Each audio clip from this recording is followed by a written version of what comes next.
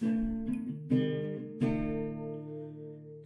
we're riding the pine, we're back for Chronicles of the Fourth Line. Summertime got the call to play, so Wanny's sitting in tonight. And now he's riding the pine, It's Punchy Langer, no summertime. We got Wanny instead.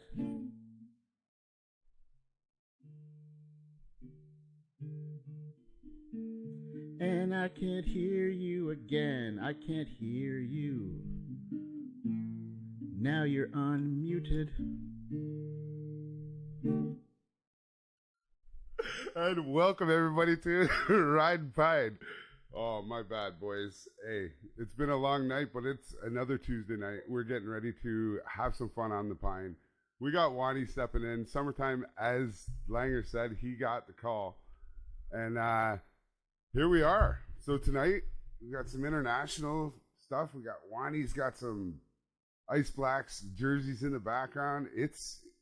There's Canadian flags in the background. It's International Hockey Night.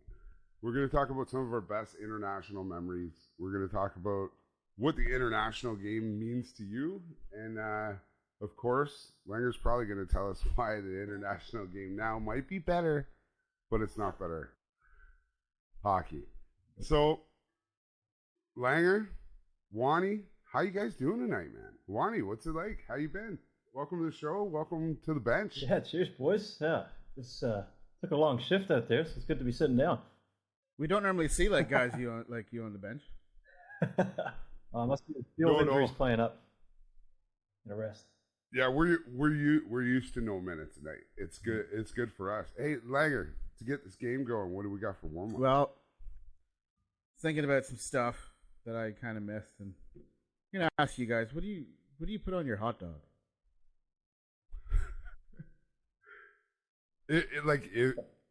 So are you talking straight up street meat outside like a North American barn? Like you get to pick whatever you want? Well, no, not that fancy. So I don't know about you guys, but the hot dog was a staple in my house. And it's hard to find a decent hot dog, if impossible, in New Zealand. Oh, right. Oh. So, you can't go down to the store and grab yourself a dozen Shopsies or Maple Lodge Farms or, you can't do that. So what? No, you can't. And I would just fire them in the pot of water and boil them up. Oh, yeah. Yeah. You just do it's one slice and a squeeze. Yeah. And all 8 of them drop in. All in there, and then you fire up a Dempster's bun, and you cut it in half. And you do that, or you're at the lake and you got the fire going, and you just stick them on a stick or barbecue them till they're black. I don't know. What do you guys put on your hot dog? Langer, you know what I miss? I honestly miss. I was going to the Blue Jays games and the street meat outside the vendors that have those big carts. Yep. And those were delicious after or before a game. My old man was like this close from buying one and having his own corner hot dog in Toronto. Yeah. Really? Yeah. His own cart. Yeah. See that's why I asked, because when you said what do you put on your hot dog, like when I think of the ultimate hot dog, I think of exactly that the cart outside any stadium or the bar, any stadium, because when you go there, they got there's a whole condiment table on the there's side. little buckets of stuff where there's bacon bits and corn. Like if you go to the right one, you got corn and you got fried onion and you got sauerkraut and you got so for me it would be. Little bit. It's got to be a garlic brat. Got to be a garlic brat on nice big bun, and you got to fill it with a little bit of mayo, as a base on the mayo bottom. On a hot dog. A little bit of mayo as a base on the bottom, and then you sprinkle all the onions. Then you drop her on. You slide some bacon bits down the side, either side, and then you go straight nacho cheese on the top. That's a heavy maneuver. Yeah, that's making its way down real slow. Oh, yeah. But that's next level though.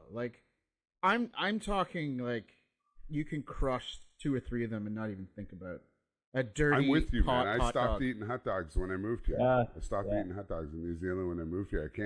You're absolutely right. 100%. So I'm gonna go with cheese whiz. Sausage here. I'm going to lather on some cheese whiz. Then I'm going to put the mustard on the cheese whiz because I don't know, there's some chemical reaction.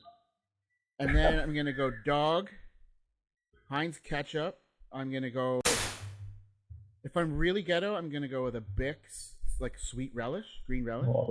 But as I got older, my tastes were a little bit more refined, and it was a Bix dill relish. And I'll just go with the 3 colors: the red, yellow, green, with the bonus orange. So.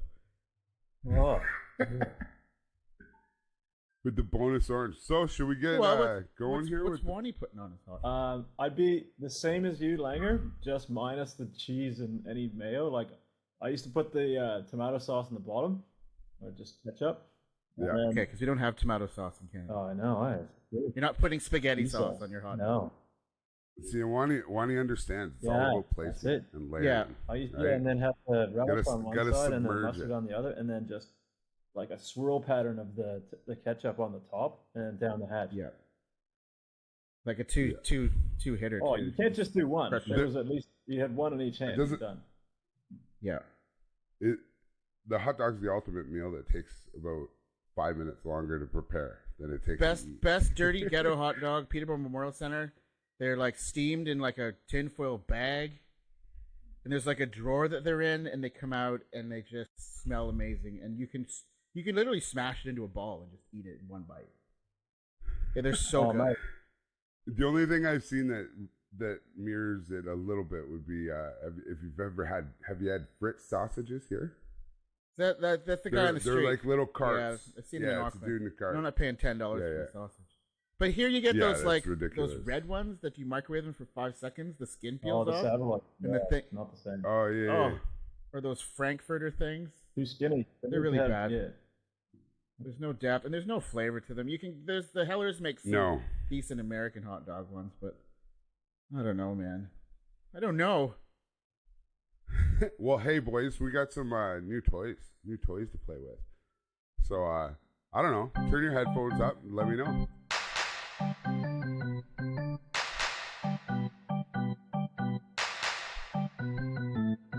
You got that? We got some new toys.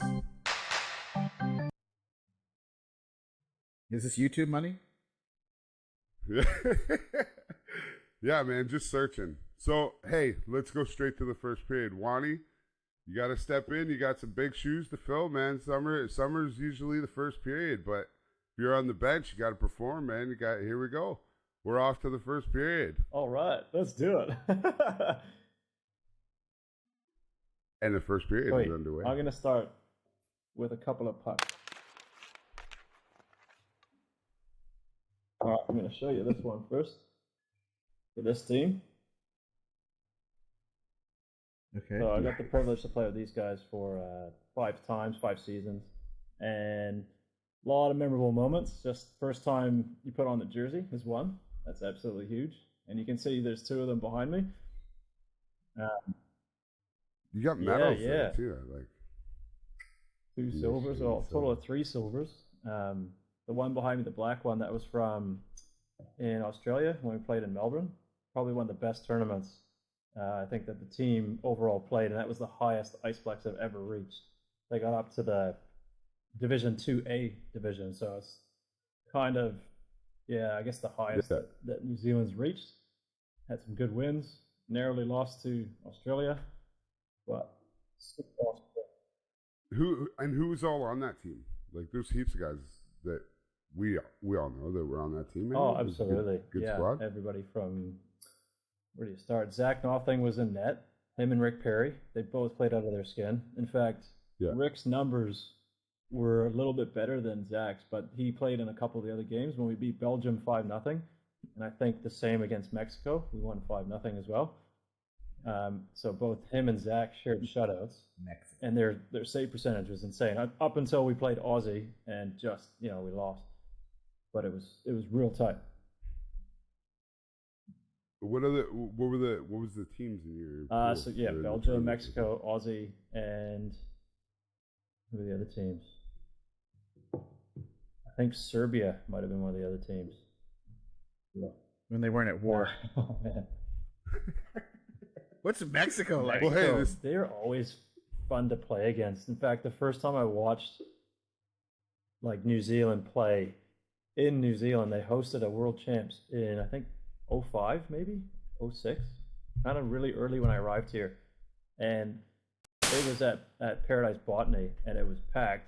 And I'm like, what am I watching? This is international hockey, and it was like they were diving on the ice, and it was something I've never seen. I didn't think I would ever see something like that. So New Zealand has come a long way in terms of its hockey playing, but Mexico equally has come up. They're getting a lot better too. They get guys playing in the American systems, and yeah. So always a battle. Well, this is your period. Lead away, man. What else you want to talk about on the international stage? Got any memories?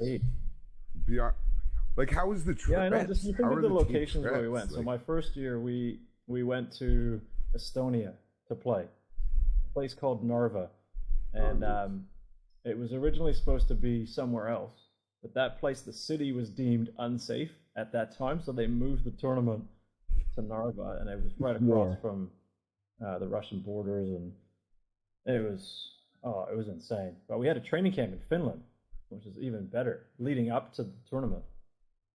So we stayed in a place called Viramäki, which was this Olympic village, and they had everything. Everything was catered for. All your food. It was probably the best I've been treated as an international athlete ever. It was all top shelf, all top notch stuff. But then we got to play against Estonia and just got absolutely ruined. Because they pretty much. Man. This one dude, what was his name? Something off. He just was incredible on the ice. You couldn't even touch him. Just went through everyone, and he shouldn't even been there. Just led everyone in points, and it was kind of like, oh, you're on against him? Nah, I'm going to take a change. We had this thing called the green jacket to see who would have the worst plus minus. And it was, you'd always try to not wear that jacket. It was shame. Oh, man. You should get a green helmet. That's kind of funny, because I think that's part of the New Zealand culture, is this idea of the wooden spoon, where they celebrate failure. Yeah. I don't know about you, but I used to get it. There used to be a big part of the staff room on Fridays when you'd have morning tea or something, and someone would always be awarded the wooden spoon. Yeah, they shamed it. Yeah, funny way. It's like celebrate failure. Take a word. You get the wooden spoon for doing something stupid during the week. Yeah. Hey, well, it's good you put that into the BHL. Don't be a dick, guys. So, hey, like, growing up in Canada, what is, like, international hockey mean to you? Like, you gotta have some times from watching games, things that you remember. What about you, Langer? Oh, of course. I'll tell you one quick one. Yeah. It was actually here, 2010 Winter Olympics, and Canada being in the final. You guys remember where you were? Yeah. Yep. Goal. I was this is when I was living in Manukau in South Auckland. I was at a bar in it was in Otara. I was the only one in this bar, and they put it on the big screen for me. And I'm just yelling and screaming, and just like got all my Canadian gear on, jersey and the lot. And I think the owner must have thought I was nuts because of the time difference. It would have been 11 or 12 in the morning here. Mm-hmm. It was incredible. Yeah. For the preliminary game against the States, I drove by it's a bar in Auckland downtown that's on the corner, the Empire, I think it was. And I was working in North Shore, and I saw like they were gonna have the game on at 2 p.m. Well, school didn't finish till 3, so I asked the drama guy next door, I'm like, can you watch my class for 45 minutes? Because I got to get out of here. This is a cultural thing. I've got to go. And just left and went to the bar, and there was 2 other people in there, and I watched the game, and they thought I was insane because I'm screaming and yelling, and there's like one guy playing pool by himself. And yeah, oh mate, it was important. I can still remember the people that were they were playing the pokies, like all the gamblers, and they came over like, what the hell is this guy doing? What is he watching? Yeah, I know. It was rough as, but I didn't care. It was so good. No doubt. I took the day off school because it was a school day when it was on, and I went down I was living in Mount Wellington, and I walked down to the Countdown and grabbed 12 beer at like 8:30 in the morning. I went home and sat down and watched the game, and literally it hit the ceiling when Crosby scored. Couldn't believe it. unbelievable. He had that puck on the wall. It was, if you watch it, the Americans were really pushing. Oh yeah, yes they were, and they had a lot of momentum. You could feel the air just go out of you when they scored that tying goal. I thought, oh my god, no. But so I got another question then for you. How do you rank between this would be for you as a player? You've got to rank one of the two of these higher for you. It can't be the same, or it could be the same. I don't know. So it would be an international Olympic gold medal for your country, or a Stanley Cup win. Yeah, I thought you'd say that straight away. It's too instant for you boys, hey? It's always the dream. Yeah. Well, we're not European. We're not European. If you ask a European that same question, you probably get a different answer. You know what I mean? Because they grow up wanting to win a gold medal. They don't grow up wanting to win. And I think Stanley the Cup. culture of, especially if you're talking hockey, like our history in international hockey is kind of different, because when we were sending hockey teams to the Olympics, we were sending club teams. Like, you know, the team that won the Manitoba Championship got to go, and they'd win, and it was like big deal. You know, like Canada was still thinking that we're so amazing that it doesn't matter who we send. You know, we didn't really kind of pick it up until we realized, you know, the Russians are cleaning up, and you know, other teams are getting better. We should kind of, I don't know. I just always thought we were kind of arrogant, and we didn't really care much about the world. We're quite insulated in our thoughts about Canadian hockey. You know? No, you're right. You just change in the Summit Series. Oh gosh! Our last there was a record set in the last episode by Mr. Benji. No, if you can change more times than him, then you have the new title. Yeah, he was like Madonna. He was like Madonna. He was like Britney Spears. Yeah, he probably had at least 19 feeding him his wardrobe too. Good on you, Benji. We love you. Yeah. No, you knew whose wardrobe it was because every single jersey says his last name on it. Yeah, he's the guy that gets NHL jerseys with his name on it. He's that guy. I agree, mate. Like that guy. The Canadians did get a bit arrogant, probably up until that Summit Series. Even then, they got a big lesson as to how to play the game. The Soviets were such a good team, and I think that's where I was angling with that question is when it went amateur to professionals representing countries, and then that line of, you know, when you're the best amateur team, because we look at the history of just the Stanley Cup, or when it was the Dominion Cup, and how you could be a club team and challenge for it anywhere as an open challenge. Like, not now. But I think as long as the NHL is the superpower of hockey in the world, they dictate whether we watch international hockey or not, unfortunately. You know, especially with our best players. So it's kind of like, if they want to make it a big deal, they will make it a big deal. But it's about money, and they don't want to shut down for a month, and you know, which makes me sad because we've got McDavid and Crosby and McKinnon, these awesome, this window of these incredible players. Are we going to get them to see play together? It's a whole new generation. It sucks, really. A whole new generation. See, like, if the Olympics were to be, would you prefer to see NHL players in the Olympics, or would you prefer to see? Well, I would watch it more players if there were NHL players in it, because to me, I still think it should be the best of the best, regardless of your status, pro, amateur. It should be the best, right? Yeah. And that's why I would rather see it that way. Yeah. And it would also be amazing too. But, I mean, the teams would be ridiculous. Yeah. Do you think of the U.S.'s team? Once upon a time, Canada had an Olympic program, and if you remember back to the '92 Olympics and '94, in Lillehammer and in Albertville, France, you remember Korea was there, and Lindros. They had a program, and they would go and play club teams in Europe. So I thought that was cool as a hockey player because it was something else, another avenue that you could aim for. If you're not going to play pro, you could play for the Team Canada. I remember Sean Burke and Corey Hirsch and Dave King was the coach, and that was cool. You could go play for Canada. But then when they went pro, that destroyed that whole idea, and now we're just sending our best players. So it's an interesting debate, really. And see, I'd like to see them play more games as well, because I mean, in the NHL, what is it? You guys, Yeah. you have to win 16 games. You talked about it with Benji when it was just 8. Mm-hmm. And in the international game, there's the round robin, and then it gets to it's kind of like a single game knockout. If you lose that one game, you're gone.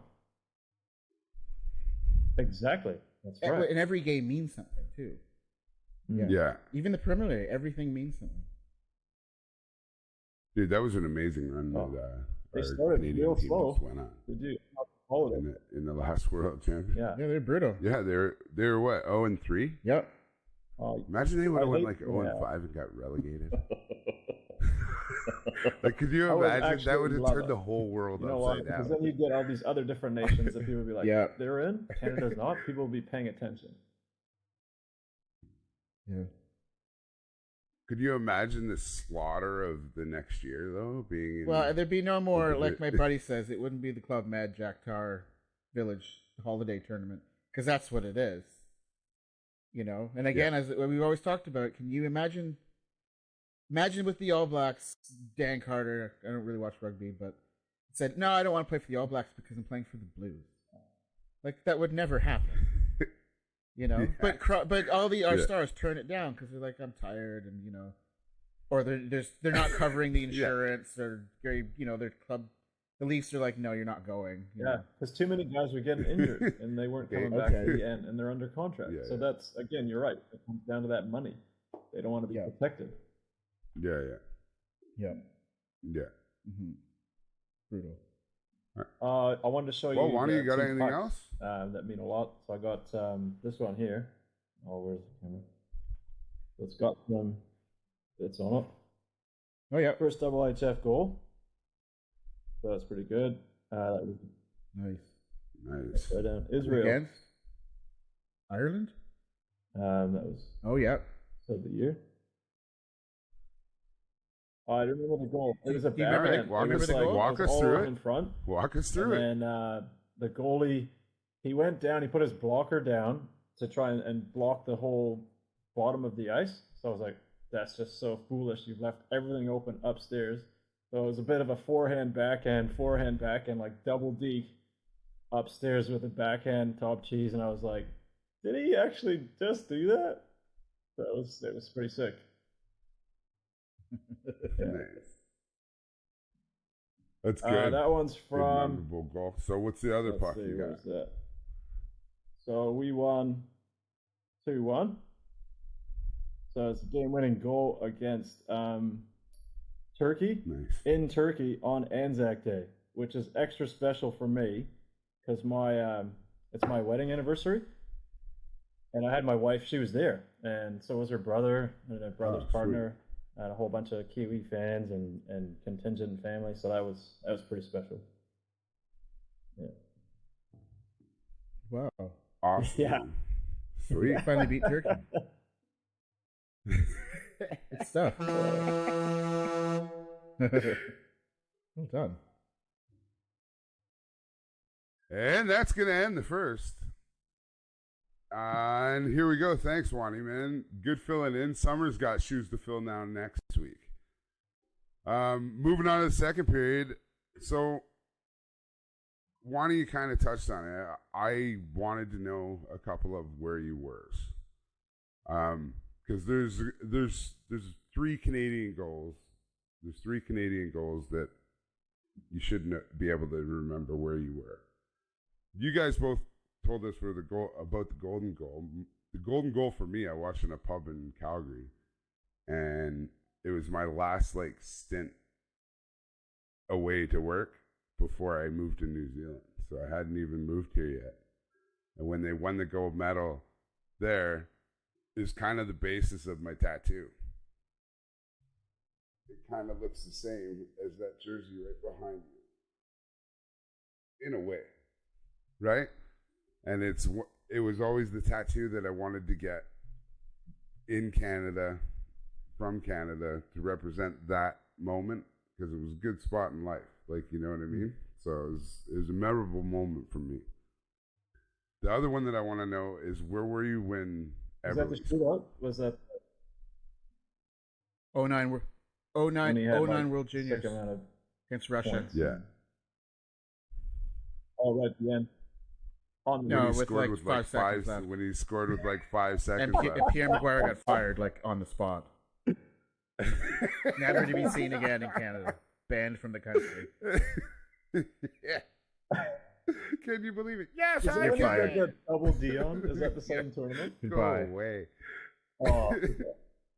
All right. No, that was in 05 when we had everybody there. Yeah. And I think Yeah. they only got, combined, there was about 4 shots. Combined in that tournament. 3 of them were in warm-up, I think. Thanks, Jeff Glass. You were the game breaker in that tournament. Oh, Jeff Glass. What a beauty. Met that guy after the draft. Met that guy after the draft on a plane. I was waiting to get on the plane, and the guy's got 40 goalie sticks taped together. I was like, "Who are you?" For people that don't know, he was a goalie on a team that didn't even need a goalie that year. For that Team Canada team. No. Stacked. Yeah, he played Kootenay Ice. He was on the Kootenay Ice, and then yeah, talk about an easy gig. Yeah. Eh? We're giving him more attention now than he did in that whole tournament. Like that team was ridiculous because it was what Bergeron. Was it Crosby? Yeah, Crosby, Bergeron, Perry. Might have been Perry. Was Marchand there? No, I don't know. I don't think so. Yeah. Marchand probably wasn't good yet. It took him a while. Still a rat though. You gotta have that line is ridiculous though, eh? When in that 2010 when it was Marchand, Bergeron. Okay, here you Crosby. go. Bergeron, Getzlaff, Carter, Crosby, Ladd, Perry, Nigel Dawes, Phaneuf, Mike Richards, Clark MacArthur, Anthony Stewart, Brent Seabrook, Braden Coburn, Cam Barker, Sean Bell, Wow. Jeremy Colleton, who's now the coach of Chicago. Yeah, Jeff that's Glass true. and that guy from Montreal is the captain, Shea somebody. Yeah, that's the guy. Shea somebody. Barely got over yeah. the finish line that year. That was a great squad. And then the last one I want to know is, man, this is pretty good hockey. Did you guys watch any of the internationals? Like that just happened with Canada? Yep. All those games were nailed. Watched them all on YouTube. Reluctantly, I didn't watch them all. No, I only Great. seen some of the highlights. So where were you? So where were you? Like at a class? Or... No, they were on at like 6 a.m. But one of the teams I was interested in was Great Britain because the guy that he was the top scorer in the tournament, I think. His name's Liam Kirk, and he played for the Peaks the last couple of years. And I remember following him when they drafted him because for me it reminded me of like here. So you've got this guy who's like a standout, playing in a league where you're kind of the underdog league in your country, and he ends up going to Canada to play. He got drafted by Arizona. So I was watching those guys, and I was kind of seeing the New Zealand lens through this team that were just like, they got nothing to lose, and they were really fun to watch. Yeah. And I think they won a gold medal at the Olympics, like in the 50s. There's another guy. They were one of the first teams to win a hockey medal. He came down here to New Zealand to play. Plays for Great Britain currently. He's called Kieran Long. He played in Canterbury for a season, just one season, probably his off season. Okay. And he was pretty good. Like you mentioned, he was probably well out of place here.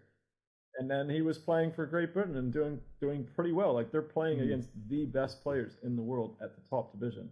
I'm like, he was okay. Yeah, he was really good here. Yeah, but you didn't really. He wasn't outstanding. And then he's playing against the best. Like that's amazing to me. Like that's unreal. Mm-hmm.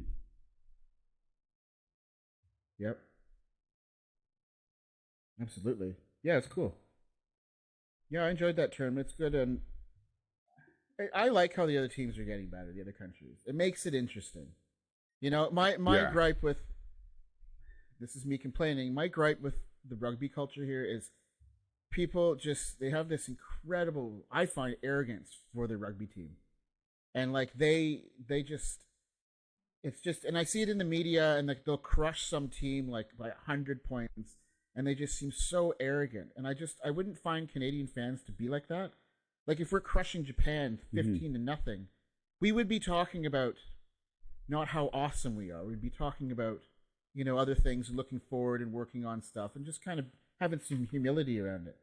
And I just can't stay. And when they lose, the All Blacks lose, oh my God, they're quick to tie them up, put them on a ship, and push them out to sea. I'll tell you that.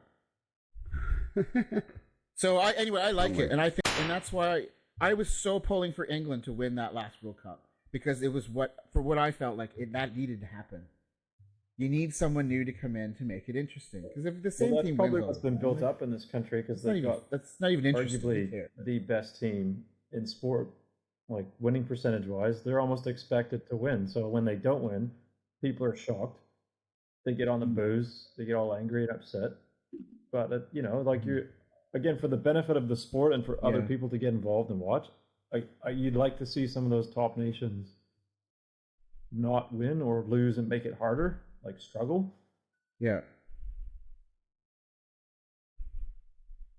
And look at the bigger picture too. Like Bob Hartley is the coach of Latvia. Bob Hartley shut out Canada in the first game. Well, we've got players and coaches that are now within the world that are helping. There's Canadian coaches in the Middle East and stuff, developing. I mean, you guys are down here. You're involved in that, and that's something to take pride in. So to me, winning all the time, I mean, it's nice to win, but it's also nice to put your footprint on there.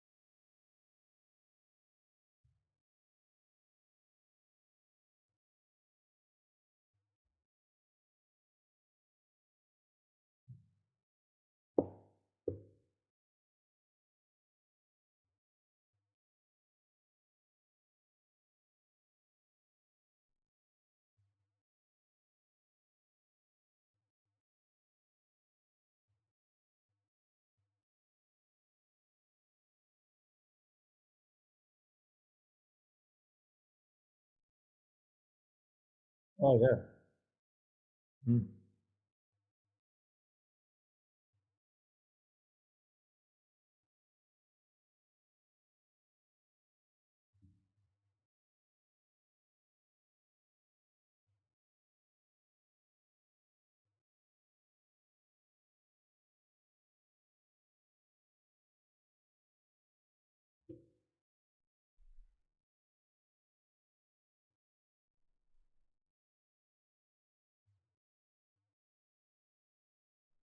Yeah, next to Matt. Yeah, it was cool.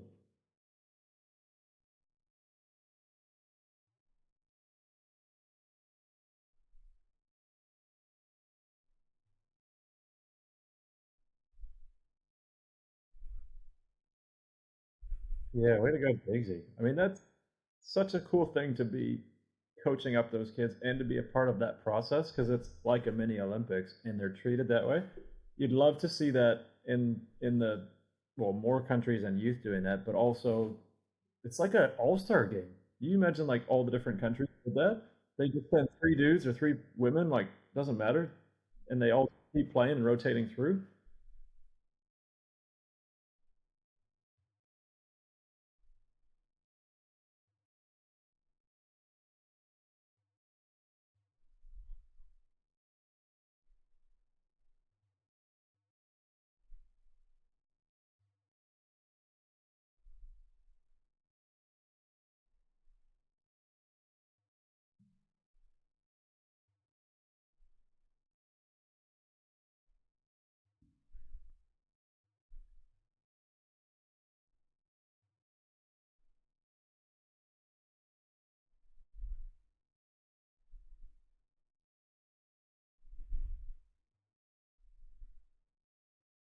Well, colonization's not all bad, man.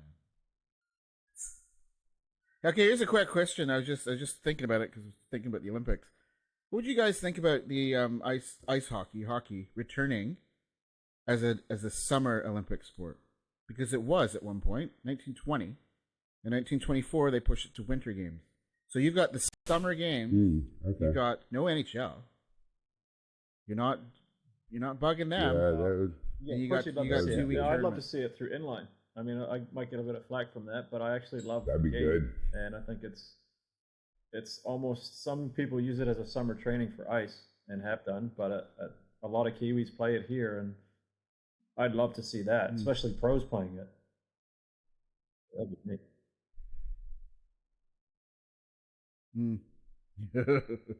We always Pat play the McDavid injury breaks breaks an bad. ankle. It's like, it could be so good. Yeah, well, I could just see him crashing into that end boards, and that's the end of that. yeah. Yeah, but I know we've you mean. already That'd be saw cool. we've already saw that once, and I'm glad it didn't last because he's something else to watch. But anyways, that's gonna probably bring my period to an end as well. So, Langer, I gotta ask you a simple question. Today's international hockey is better, but it's not better hockey, and why? Well, it's simple. I'm going to use one word, and that's grit. Now, as we know, the game is so fast now, and that's why I love watching the World Juniors. And I grew up watching that with my dad, and that's part of the holiday season. If you're a hockey fan in Canada, like Boxing Day, I mean, it's great. You've got Christmas Eve, Christmas, Boxing Day. There's a game on, and then for a while it was New Year's Eve when they played the States, and that was awesome. And it's super fast, and every game's intense, and it's amazing. But I kind of miss the grittiness of some of the older tournaments.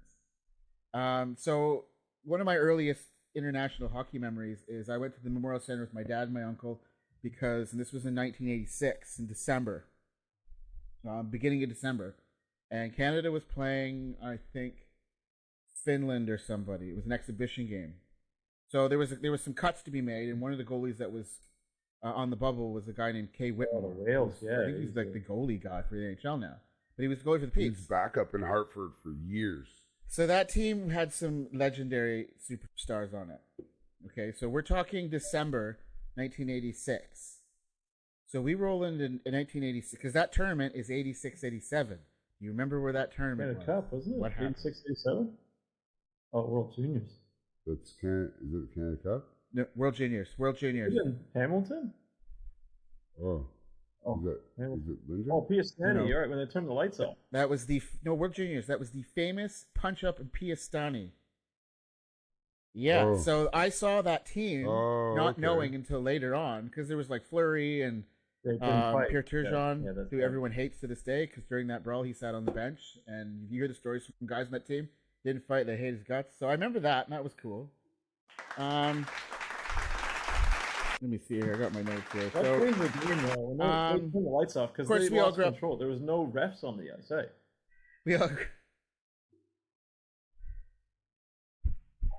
Well, stick. No, they left. Oh, man. imagine fighting with skates and you can't see and getting stepped on, and they lost the medal, and Russia got they were out anyway, so that was brutal. So an interesting one, because I mean Canada Cup was cool because that was the first sort of best on best stuff that was semi-regular when Alan Egerson put that on, and the one of the interesting ones when I went back to look at was the '81 Canada Cup. So that was interesting because, and everyone wanted to see this because they wanted to see Gretzky play with Guy Lafleur.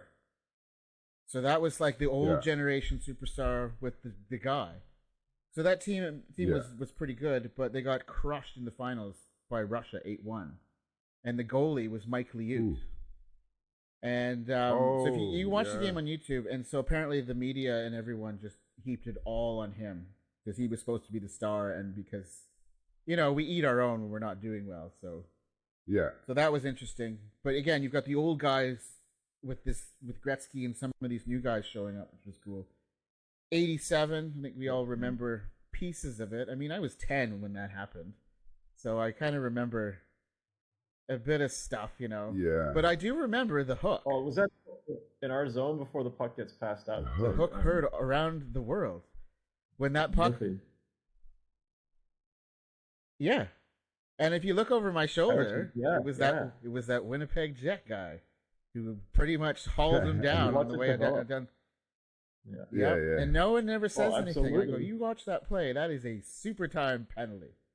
But he hooked that back checker, which left Lemieux open. So it's like, Don Koharski, he missed that one. Legendary. Hey, do you guys remember Rendezvous 87? Oh, Shout out to what's Buck. that one? Was it? You guys remember Rendezvous 87? Rendezvous 87. So they didn't have an All-Star game What's that this? year.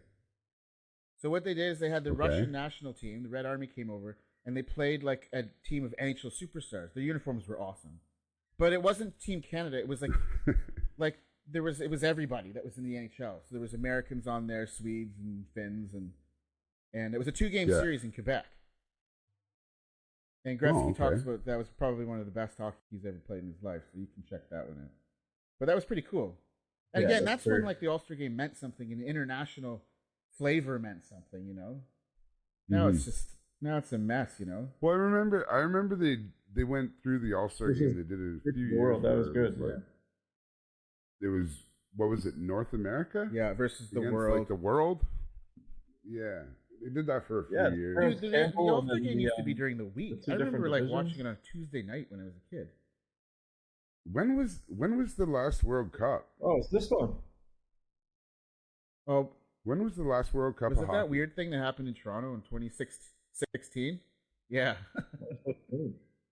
Okay, so it should have happened last year, right? It's a money COVID. thing. So Well, it's is it going to happen again? Batman's does it when he wants to do it. So I Yeah. think they're waiting for another. They're going to have it in like 3 years when Connor Bedard or whatever his name is I don't older. know. I would love to see a Canada Cup, bring the trophy back, based on what happened this year with the North Division. So the best team in Canada wins the Canada Cup, or have like a Ranfurly Shield sort of thing. So when 2 Canadian teams are playing and somebody holds it, we have our own sense of pride. You know, like Winnipeg has it for a couple of months. You know, that'd be cool. That's one thing I do like about the sports over here in New Zealand is that they do have some inter-club things like that where it's just like it's almost like a gentleman's deal. You get the trophy if there's something on the line. Like in the NZIHL, they have the TKRT. Yeah. I'm not even going to try to pronounce it, but it's always on the Sunday. Yeah, they have that one, which is one. What is it? It's the second home game of a double weekend. Yeah. Oh, yeah. Gretzky sat on the bench in the penalty shots. Yeah, I remember. Good trophy. And you guys remember Nagano? Still remember it. Mm-hmm. Oh yes, I remember that. Was it Crawford? How does that happen? Well, I wonder because I think about it now, and I think who was the coach that year? That was Crawford. Yeah. Wow. Because the Avalanche were a powerhouse. 98 right? Coach, and they were just full abs on the team. Nagano was 90. But I think about it in hindsight, like this is 90. What was it? 96. Was it? Yeah. Nagano was okay. 98. So, I mean, Gretzky's far from being Wayne Gretzky, like the way he was, and his name almost is like he's larger than how he played, but who knows? You never know. But that the best player ever. That team, that was a crazy team too. Yeah. That Lindros. But Hasek played out of his skin. Stevens, Niedermeyer, Adam Foote, Sakic, Rob Blake, Owen Nolan. Yeah. I was in Prague the following year on a trip, and that city was still going crazy from that Olympic win.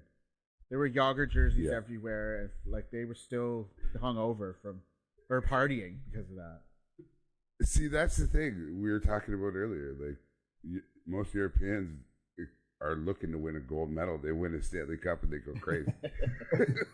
Look at Ovi. Yeah, I know. He won a Stanley Cup and he just dropped off the map for like 2 months. They woke him up and they're like, dude, that was like 3 years ago. Rolled back. They woke him up and said, "Hey, training camps in the morning. Get up." Hey, what about the? Can you think of the? For me, I've got two forgotten international hockey tournaments. Okay. And they're both Olympics. Can you figure those ones out? Okay. They're kind of. I always call them sort of the forgotten in terms of Canadian. Yeah, Isn't it just when sort we of got out of the eliminated by public like Switzerland? mind is We kind lost. of vanished. We got pushed out by them, and it was, You think of any? Yeah. Yeah, there's Paul one where they, DiPietro, like, who was a didn't- Canadian, who played for the Sudbury Wolves. I remember because I remember seeing him play. That was in Turin. It was the Olympics in Turin, Italy. Turin, yes. And it's like nobody Yeah, that talks team about was that. stacked. What was that? Was that 94, right? It was the one after Nagano. Look it up. Oh, 92. I thought it was 2007 or something. Forgotten. Yeah, they just kind of swept underneath the rug a little bit. Yeah. Hmm. Yeah, no one talks about the 2006 Olympics in Turin. No. We just 2006. I don't think we even scored any goals in that tournament. It was pretty bad. And who was on that team? I remember Broder was in that. I think Eiserman. Sakic was the captain.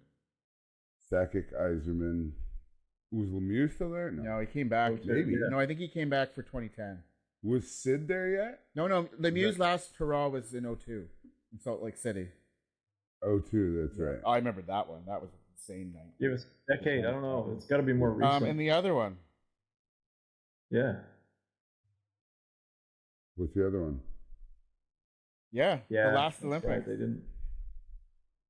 I think they won a bronze, but nobody, like, who cares? Like, that would be a really interesting story for one of those guys to write a book about being on one of the forgotten Olympic teams that no one talks about or cares about, or, you know, that would have been so weird to be a part of that. Well, we just figured out sound effects, so maybe we'll get there one day. We'll do it ourselves. Nice. So, what are you thinking about international hockey players? Who do you think of? Yeah, right away for me. When I think of international players, the Russian guys five, that step up. Varlamov, Fetisov, Zisov, Absolutely. Makarov, and was Larionov there too, or was it? Churchill. Yeah. Zisov. Yes. Makarov. Konstantin. Yeah. Yeah, he was there. Kazatonov, and they had a bunch of guys. Yeah. You know, I think of Koivu too. For Finland? Saki Koivu and Miku Koivu, because they always played for they. I remember watching them in, like, the juniors. Mm-hmm. They were, like, ridiculous. Oh yeah, they're always very good. So if you think of Finland, you got to throw the Swedes in there too. Because I think of Finland. I think of Finland as being even Alfredson. Yeah, they're always good. Yeah. And, like, I find that the other countries kind of go in waves, right? Like, there was a little while there where the Czechs were unstoppable. Then there was the Russians. Then you can always go back further with the Swedes, guys like Thomas Sandstrom and, like, what was this? Tommy Salo. Remember we let that goal in and that's what I mean. Yeah. Oh man, yeah. I was obviously being Canadian centric. Those are all great guys, but I just remember Paul Correa was like very smart. Yeah, he was the guy, Paul and Correa, probably one of the most elegant hockey players. That just there's another book that's going to get written. Another guy that I used to like. I guess he's probably not really one of those high-profile guys, but he was a sandpaper dude that was on all the really good junior teams. Nigel Dawes, loved that guy. I just loved the way he played. He was like a pinball. And Jordan Tutu, that's where I knew him from, being in that sandpaper. They always had a good, solid fourth line. Those role players, right? So good. Oh, yeah, Moondyke, right Wagenbrunner, like those type of guys. They take everything out of you, and then they'd come out and the sandpaper, grinding dudes. The sandpaper. That's what I like about some of those strong Canadian teams. That guys that were captains on their team, like Getzlaff, Iserman, Sakic. Like you just go down the list. It's like captain, but then they're on the third, fourth line checking roles. Ginla, like. Even a guy like Jonathan Taves, the guy was regarded as Captain Canada. Just an awesome player. I hope he's all good now, because I don't know. You don't even hear about what's happened to him. He's just vanished. Yeah. No. Apparently he came out of nowhere. Like, he obviously scouts knew him, but obviously that 07 tournament. That's what put him on the world stage. I remember again being Peter. Was that the one he took like 8 penalties? Yeah, and scored on all of them. Yeah. I remember because again, the Peeps were pretty great in the late '80s and early '90s, and I mean, one year I think they sent like 3 or 4 players, which is big because you realize your junior team is good. So they sent Jason Daw, who was a Buffalo draft pick, who was great, little guy, awesome forward. Brent and the defensive pairing we had at the time was a guy named Brent Tully and Chris Pronger, and Dick Todd was the coach, and they all went over there together, and it was like, so they had the ceremony, and it was like 4 or 5 guys to come out and get their gold medals that play on your junior team, and that was a big deal. Yeah, that was pretty awesome. I was thinking about international boycotts. So I used to tell the kids this all the time at school. We talk about international sports and stuff. And one of the ones that I don't think many people know, and if they do, they don't talk about it, is the '76 Olympics in Montreal. I remember. Was that the story behind that? When they were building, they poured in so much money to it. Money? But I'll be honest. the stadium wasn't quite up to standard. It was falling apart, and they didn't. I don't know. Some teams just didn't want to go. It was not safe. There might be more background. But yeah, it wasn't quite ready. We're like, they've already finished. It wasn't finished. You guys going to finish the product? The Big O was never. It wasn't finished till like 20 years after the Olympics. They didn't put the roof on. Did you ever go there? Yeah, I've seen it, but I never went in it because it was always like dangerous. People were saying you'll fall down if you go in it. So, so here's the story. So this is during apartheid, and a lot of countries had kind of like condemned New Zealand because they were still sending the All Black squad to South Africa. So they kind of made this, said, well, if you're going to do that, so a lot of the African countries refused to go to that Olympics because New Zealand was going to go. And they went. And so they had to hire extra security for the New Zealand athletes because they were worried about terrorism. Because this was, I think, just after what happened in where was, I should know this, I'm a history guy. In Zurich. No, not Zurich. Where was it when they had the terrorist attack at the Olympics? Munich. Oh, Munich, yeah. So anyway, that's a neat little sort of nugget of history there. So New Zealand causing... The Olympics, wasn't that in Atlanta? No, Munich was in 72. Wasn't there a terrorist attack at the U.S.? Yeah, 96. It doesn't matter. Yeah. Okay. So anyway, I thought that was interesting. A little country that wasn't caused that a big world uproar because of that. Well, it's not politics; it's sport. We're going to South Africa. That's the Springboks. Yeah, because it went 81. 76, that was 81. that was the Springbok tour. So this was like another chapter in that whole build-up, which I thought was really cool. Yeah. So what else was there I wanted to talk about? Rivals. So I like to look at rivals. I look at rivals through sort of weird lenses. So when the States are playing Germany, I'm like, ooh, it's World War II. States are playing Japan, I'm like, ooh, it's World War II. Or like Germany's playing Poland, I'm like, ooh, it's the start of World War II. Or, but, so then obviously Russia was our big thing, and now the States have kind of taken over. I'll be honest, though, I respect the Russians. Yeah, we got a long history. Yeah. But I don't respect the States. We have to keep beating them all the time. They have everything else. Yeah. They have everything. Yeah, it's so true. This is our one thing in curling. I know, it's not, not fair. Yeah. Like, Olympic basketball is a joke. Like, are you kidding me? Like, LeBron and whoever, and before that it was MJ. But they send their kids now. Like, they send their children to those tournaments.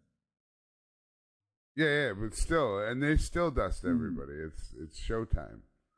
And I've seen, like, the World Cup of football is ridiculous too, because Team USA is retarded. Like, just so good. Oh, I was gonna say, like soccer. Not soccer, not soccer. No, sorry. Yeah, is this a video game? What's going on? But like the World Maybe Cup, the World Cup is ridiculous because like all these players are like Division I athletes. Like they're like going to the NFL. Who do they play in the World Cup? Gridiron. New Zealand. They played New Zealand, dude. Because the World Cup of Gridiron is not massive. Okay, like there's not a million teams. There's like you have 53 some odd guys on a football team, and that's without staff. So like, heard of Yeah, but is that just America? it's ridiculous. Well, you'd be surprised, man. There's a World Cup of cornhole, man. Well, you don't need a lot of money to play cornhole, though. I actually, all three of us know the New Zealand cornhole champion, which is amazing because he actually got the gold medal on a goons trip last year. No way. Was it missed a game to become the national cornhole champion. You wear tracksuit? Click clack, man. From Michigan. Click clack came away from that. Click clack came away from that tournament with a hat trick of medals. He woke up. He ran a 2 or a 5K in the morning and dusted all the old guys in the Masters division. He got a gold in that. Then he got a gold for cornhole. He's the national champion. Global thing. And then he also took a bronze in the doubles of cornhole. Yeah, man. If there's a New Zealand championship for cornhole, you're damn right there's a world. But it's not like Kyle's going to shoot against like Super Cannon. Like, could you imagine the guy that, like, I've seen it on TV. There's a cornhole league. Like, there's a cornhole league, like the kind of like the I don't know, like the it's on ESPN. It's like the coast, yeah, dude, yeah, and they got like it's like sponsored by Bud Light and. Yeah, they got like a bunch of different camera angles. And, yeah, they got so many different camera angles, and these people are insane. Like every one of them's just draining it, and they're like, dude, there's commentators, and they're showing you like John Madden style. Like he needs to hit it right here, and then the guy just does it. Yeah, it's ridiculous. Anyway, yeah, you gotta check it out. It's like Bud Light and stuff. Well, I mean. Yeah, if you can consider netball a sport, then you can play cornhole because that's just something that was invented and that's how it is. I've been here for 10 years. I'm still trying to figure it out. Yeah, the closest that I can relate it to is, do you remember playing like European handball in gym class? That was right? But that's what it is. It's awesome. A gym class game. Because netball to me is like an idea that was never finished. Like they were starting to kind of come up with an idea, and then the bell rang and they went inside, and that's why there's no backboard. You can't play defense. You know, I don't care. I played 1 year. I played one season of social, and I thought you can't play defense. I was helping coaching my wife's son's basketball game, and the lady on the bench was getting angry because there was a kid that kept going over top of him to block the pass, and she's like, "You can't do that. You can't do that. You're too close." I'm like, "It's not netball. That's not even a real game. It's basketball. You can play defense." It was a depend on the referee. It's pretty much sarcastic. Too close without the sarcasm. It's sarcastic. You have to stand down. Sarcastic. Oh my God. Sarcastic. Contact. You can't stand there. You bring the stand down. Like, stand down. I don't even know what that term is. I'm like, stand down. You have to stand beside the other person that you just fouled, and just wait till they play the ball. And like, I'm just gonna stand. Yeah. Okay. I'll stand up. Yeah. And you get sent off? Can they send you off? So I was a dirt because I was so frustrated. So I would just stand by them and keep touching them like a dick. So they'd have to shoot. Well, eventually, but I was just like playing the odds. I'm like, the odds of you getting it in this round hole with nothing to aim on, it's got to be pretty slim. Okay, so your experience of netball is my experience of playing field hockey for the first time. Because they're all right-handed sticks. Okay, right? Well, first off, I'm a lefty. Yeah. Okay. So that already sucks. Dude, I play you usually got, dude, they're like mini sticks though, man. I am not getting down that low, dude. So I would just play with one hand. I would just play with one hand, and dude, it looked so foreign. Like I quit playing out, like as a player on the outside, after my first year. Wanny, no shit. By the end of the season, I had people showing up just to watch my game because I looked so weird when I moved around, because nobody could understand why this big dude can run like the wind, but like I would just like smack the ball away from people and gun it and just outrun them to the ball, and then I'd have to get my body contorted into this weird ass position because I'm holding the stick with like this. And you can only use one side. You can't like properly stick handle. I've never played field hocky in my life, so I just looked real weird. Try. I mean, that's good for you for doing it. It's a tough game. It was too much. It was too much. I had to. So I ended up going in net one. No, but I spent my next season in net, and I was a straight up street hockey goalie. I stood like a street hockey goalie. I tapped the posts. I came out, I was in the mode. But the thing is, because of my football experience, I could track, right? And because of my hockey experience, I could track. So if the guy's gonna pass it from the side of the field, that's huge. I could get on my horse. I could go cut it off 45 feet from my net and pass it to my winger on the fly. So it was fun, and then I realized you could actually make contact with. I could make contact as a goaltender with anybody I wanted as long as I got the ball. So when, I would just slide right underneath them, right, and then I'd make the play, and I'd intercept the pass with my stick, or a pad, or whatever. Nobody thought of that before, dude. My first game had no idea you couldn't cover it. So everything I stopped, I was like, boom, and then right on top of it, tweet and get a penalty shot. I'm like, oh, like that happened like at least 4 times in the first half, and then they have to do that other thing, right? Where I'm like, I had no idea what I was doing. So you're standing on the line. There's 4 other guys inside the net with me, and they all go running, and none of them got pads on. So I'm just like huge. So I just figure I'll do a pad stack and lay across the bottom, and I'll stop anything down here. So if they shoot up top, it's a goal. Yeah. You know? But it tended to work, man. I went 27-0-1 and retired as a champion. Went up on top, and I gave all the gear they gave me at the beginning of the year back. Right, they've got some strange rules. Like, what's the one that you touch it with your feet? I'm sticking to the base and the wheels like, from now on. You can't even touch it with your foot. No, dude, I am finished. You can't touch it with your feet. Yeah, you can't do that. Really? It's so hard. It just no. Okay. You can't. Because I play with the kids and I'd be kicking it up to my stick and like between their legs. You can't do that. Sounds like a netball sport, dude. It was the best. Like they didn't finish creating the game and just thought this is good enough. The best part of being able to move from being out to playing in net is that in net you have huge pads on your feet. So you have like the actual pads are kind of like goalie pads, but not really, and they're really, really light and they're kind of curved out. But at the bottom, your whole shoe goes inside this big rubber. Yeah, it's like an astronaut's boot. So like one thing I used to do all the time is like our D-man would have it and I'd call for it and he'd pass it back to me.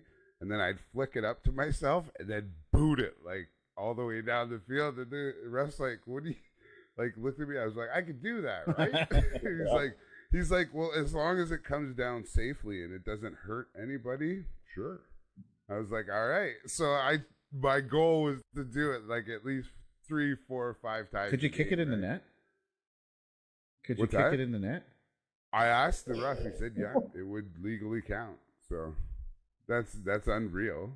I found out that I'm not allowed to go past half. Probably very early on in your career. Well, that was brutal because I took off. I was like, I'm going for it, right? Because like I got the advantage because now I can play with my feet, right? I'm thinking in my head. So I got across half, and I really think that the ref had probably never seen it before. I don't even know if the rules in the book. Yeah. But somebody's on the sidelines just furiously fingering through this but almanac. anyways, it was so brutal because after that I had to go all the way back to the net and then stand there and do the pad stack again, and I could barely get up. All I know about field hockey is my sister played it in high school. That's all I know.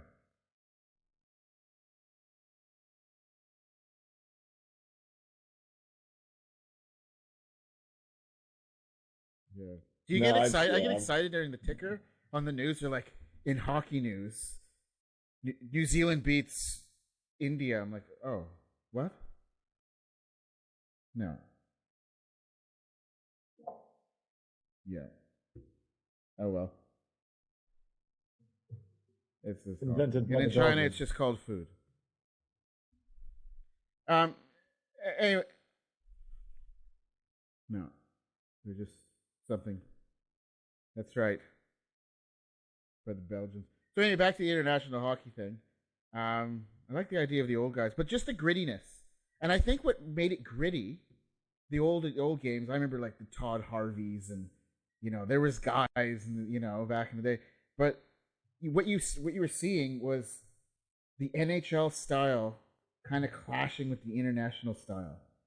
You can't hook, hold, and throw elbows and rough guys. Absolutely, man. What I really like about it, because the ice rink's bigger, so the rink is a bigger size, so guys have to adjust. And it's not an easy adjustment. And it was interesting. The guys play, how many, 80, 82 games in a regular season? And if they have to, they've gone through a couple of seasons, the Olympics is every 4 years, they've played an awful lot of hockey one way, and then they got to adjust to a big rink, and it's like, well, European guys or anybody else, not in North America, most of those countries play on bigger rinks, so you're already at a disadvantage. So you're up against it.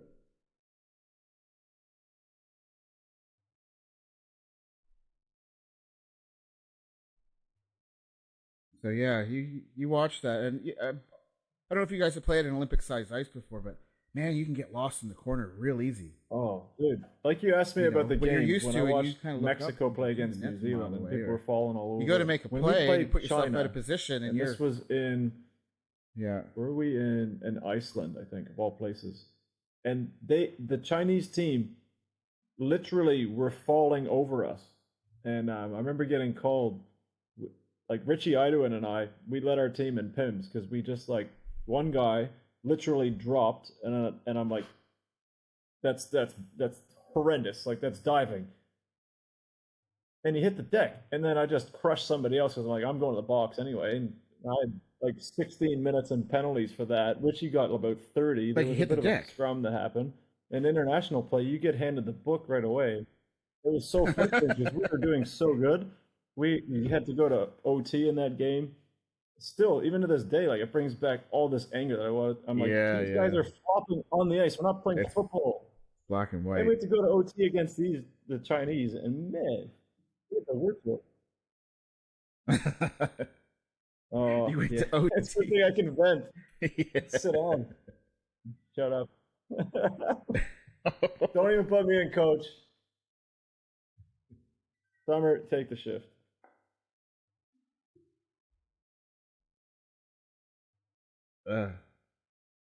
Nope, sitting on the bench. That's you, Langy.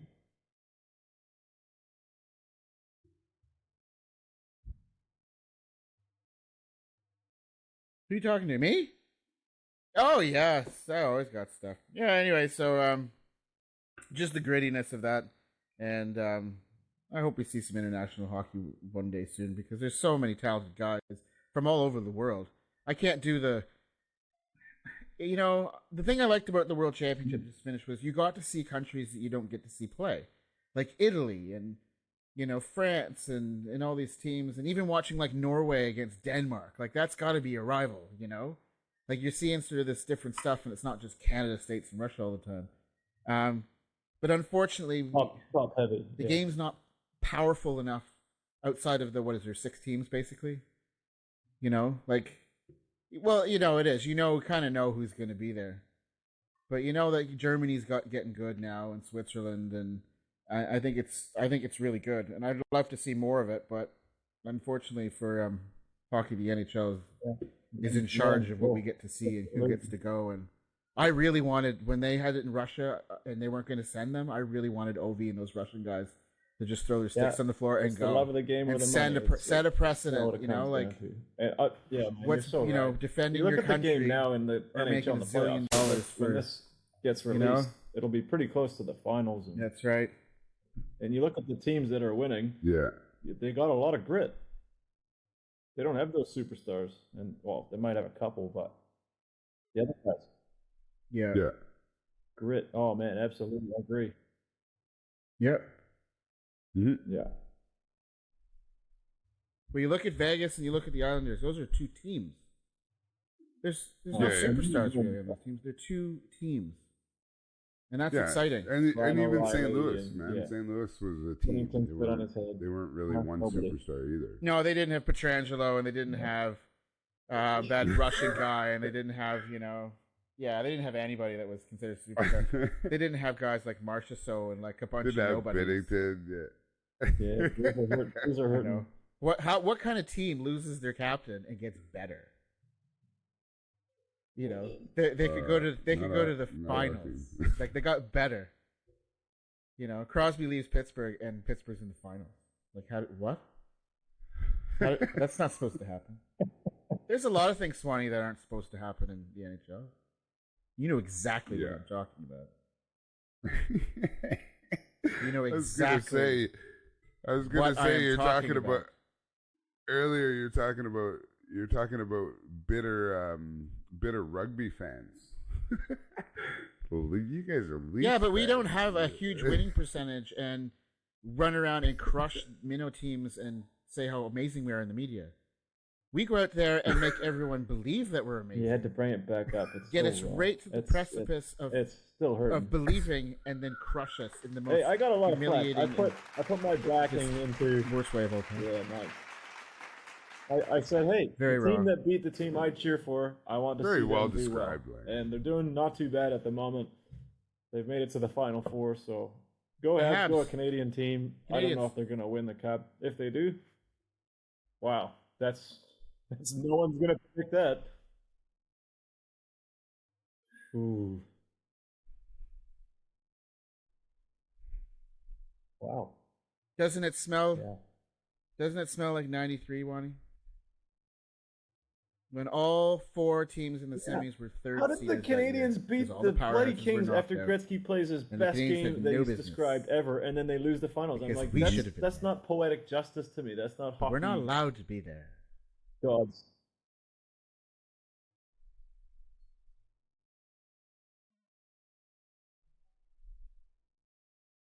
No, because there is something going on in another dimension with aliens and other things that allow the Canadians to just keep writing the storybook. And we're the other book that's just sitting there that no one wants to pick up because it's got dust on it, and it's brutal, and there's spelling mistakes, and they're terrible. And it's just how it is. You pick a side, and unfortunately, we're still sticking with our choice. Oh, yeah. Get them behind me, man. They're going to go But I am moving out to Seattle next year. I'm buying a house in Seattle. I'm going to be a crackhead. I'm starting fresh, but at least with something. Hey, although I got to tell you, though, I was in Tampa, Florida when they had their inaugural season. There's a trend when teams just show up and they don't exist and they're brand new. To meet the Espositos. Or you could be It was in the early 90s, man. It was like just before the Lightning became a franchise, when they became the Lightning. And they invited a whole bunch of the Thunderdome Canadians to go down. And we were already down there.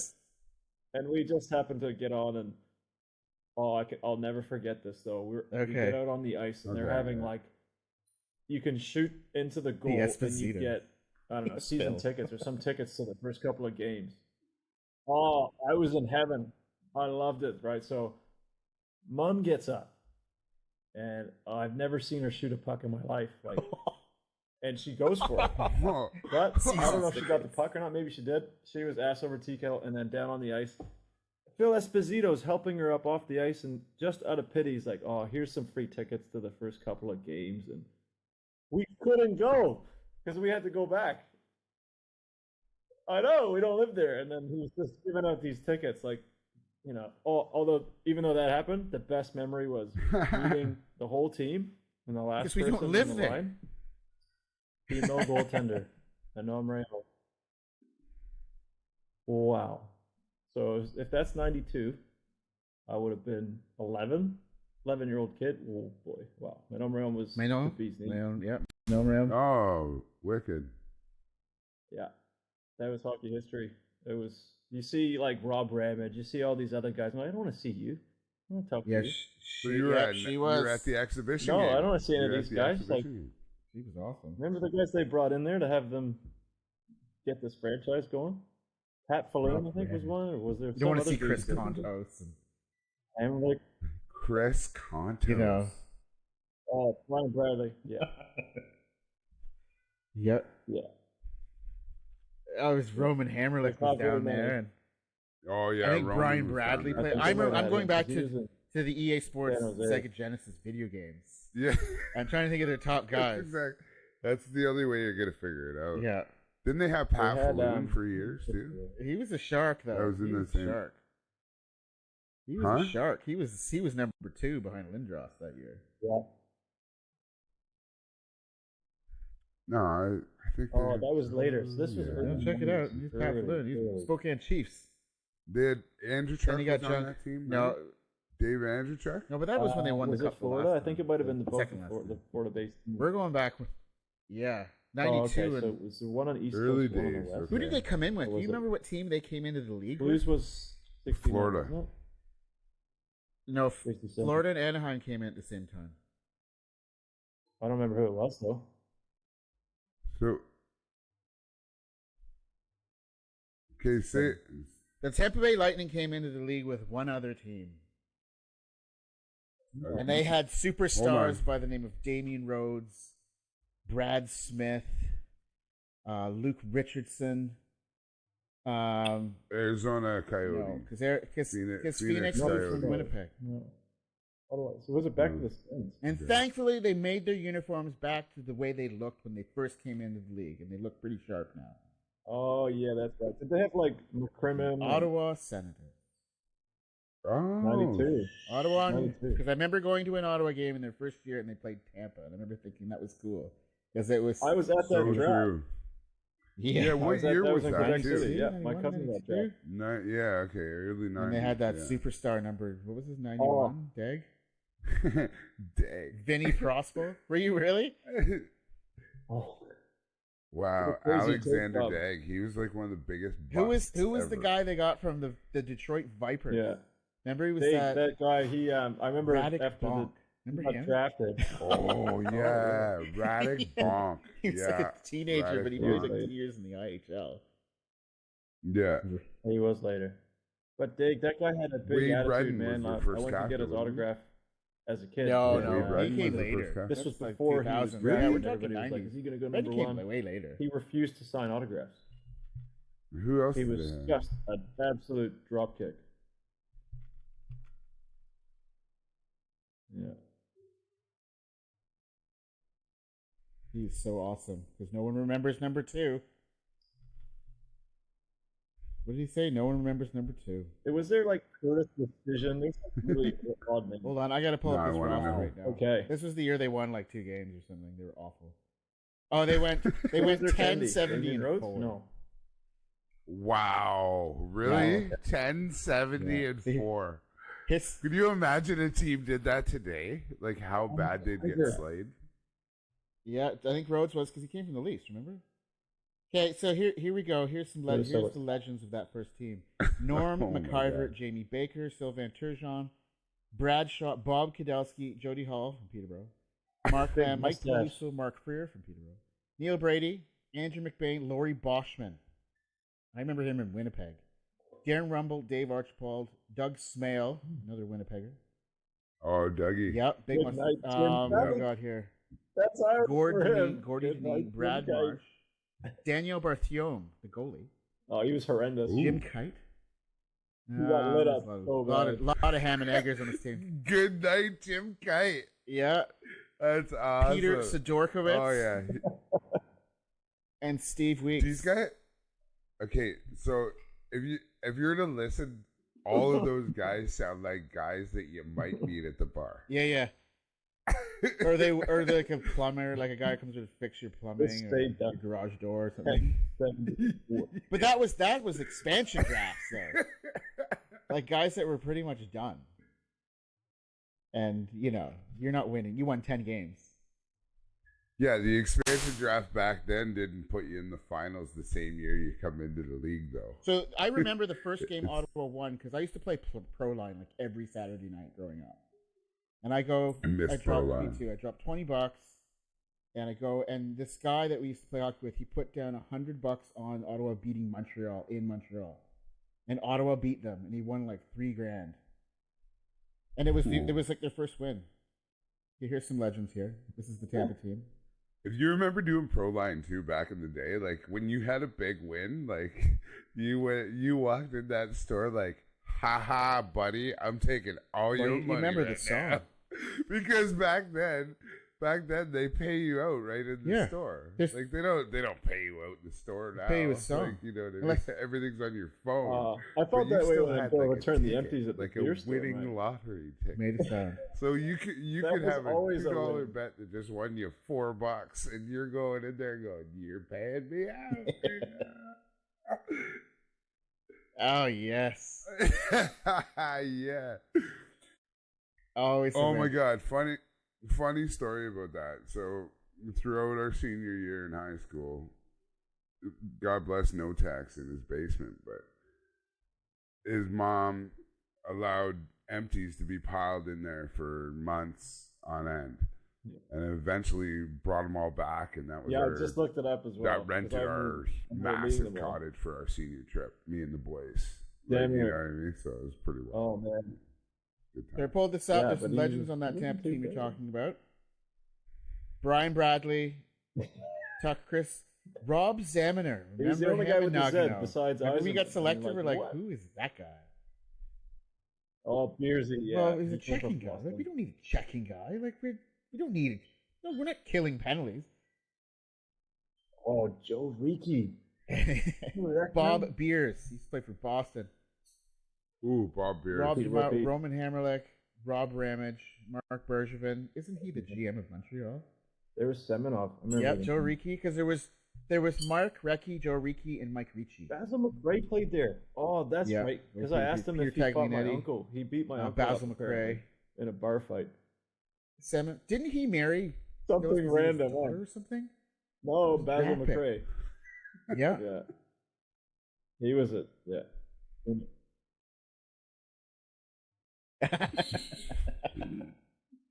Phil Esposito did. Oh, Basil. He used to play for Minnesota. He was in the Blues jersey. He was an ornery. They listed as a D. And there was Dave Capuano, who used to coach the Islanders. Great names on that list. Great hair. Stéphane Richer, obviously at the end of his career. Yeah. And Pat Jablonski, yeah. Yeah. Expansion team. We don't want you. Nobody wants you. Do you think Seattle's going to do like not under the cap? Like Vegas has come in. And they've been around for less than 5 years, and they're about to go to their second cup final. And they're still living off their expansion pick. Yeah. Yeah. They got the same rules, though, right? They got the same rules. So I was listening to the guys on the radio, and they were saying what the GMs have realized is they're not going to overthink this. Because with the Vegas stuff, there were so many backdoor deals and trades to keep them from picking certain players on the roster. And they ended up giving up, obviously, guys that... Way too much. So from what I've heard, they're thinking that that Ron Francis is just... Or the other teams are just going to be like straight up, we're not going to try and overthink it and make it difficult because you saw what happened. I'm interested to see how it goes today with the signing with Gallant. Oh, New York. In New York? That'll be interesting. Tough town. Everyone goes there to die. Especially superstars. Remember that? Well, hey, they pay $1 zillion for Brad Richards. He goes there, done. Wade Ratton, done. Yager, done. Chris Drury, done. Who else? Everybody goes there and dies. Peter Nedved. Done. Done. And you know what else is done? The third period. I want to go play Sega Genesis now. I had a little This quick is like, that's the theme for sure. from our sponsors. We're sponsored by an organ company? We're sponsored by Korg. I'm gonna make this guy's head bleed. Remember that movie Swingers? Tampa versus Ottawa. The highest rated guy is like a 48. Oh yeah. Yeah. When I get hit and I'm all over the place, I can stay down. Yeah. There's a quick leaf. Oh, right now, I was thinking, who's that guy on the 90s, Leafs? Nikolai Borshevsky. Remember him? He was just. Who's quickly one? He's the guy on the Leafs that looks like the skinny guy from Nintendo Ice Hockey. He looks exactly like him. Yeah. Oh, he reminds me of his helmet the was guy way they too called big. the Hairy Javelin in New Zealand. The guy that hit the winning. He looked like he was 12. cricket. Yeah. He's No, just I was like a gonna big go with giraffe, Engvall. Pierre Engvall. I think he looks exactly like He the looks skinny guy awkward. from. Oh well, quite a few of those Leaf boys. My doppelganger will probably Oh, yeah? keep going.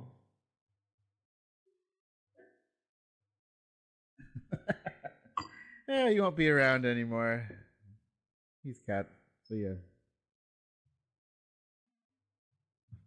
Yeah. Yeah. Is this an Like a overtime video game. Yeah. Tell us all the skinny guy.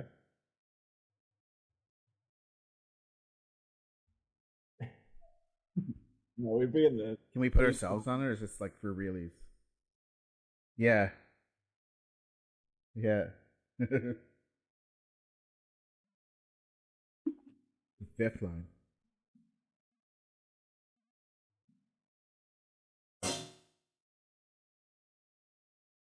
Okay, well, I'll let you guys go. I'll pick the tendies. Right now. Are we overthinking Oh. this? Yeah, I gotta think about it. I want to hear what you guys have to say. Okay. Go with right now. He's in. I need a week to assemble an all-timer. I want Bob Beers in there and Jablonski. Rob Zaminer. We Did he select wear 24? Rob know. Bob Beers. number 24. Bob, wouldn't that be great jersey to have? 24 beers. Oh, you want Beers 24. And he plays for the Canadians. well, Preston Probert, Romy. Make it happen.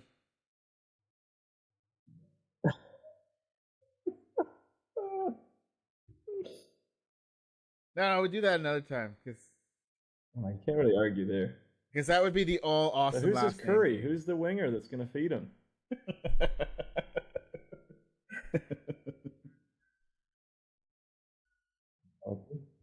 Right. No. Yeah, he'll get that puck. He'll set up. He'll score. He's all around. I would go with Crosby. There's your winger. Oh, who's the top Canadian? He on goes into the wing corners. Besides Crosby. He's a grinder. He's probably the best That's all-around cool. hockey player in the league. Yeah.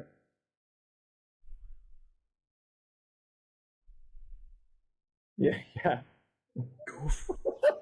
Doesn't have to be a winger. It's a video game. Oh, I love that bubble. I still want one of those. 23 in my left-handed shooters For on this. sure, thing. I That's want way one so more. bad, to be honest. I got a lot of flack for the commentary for the NZIHL for commentating, and It's like bubble and hockey. people were like, Everyone "Why shoots there's the same no way. lefties? Everybody plays right-handed in New Zealand." But Yeah. there's a few lefties.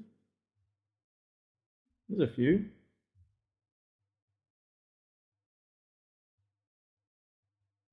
I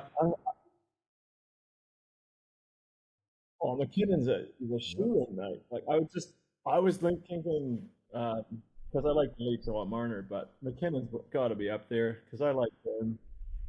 Bergeron, yeah, definitely him. Yeah, it's through Cole Harbor.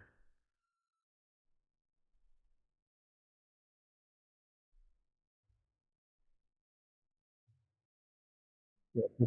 Is this gonna get? Oh, is he? Oh yeah. We'll just name 23 guys. We'll figure out where they play after that. All right.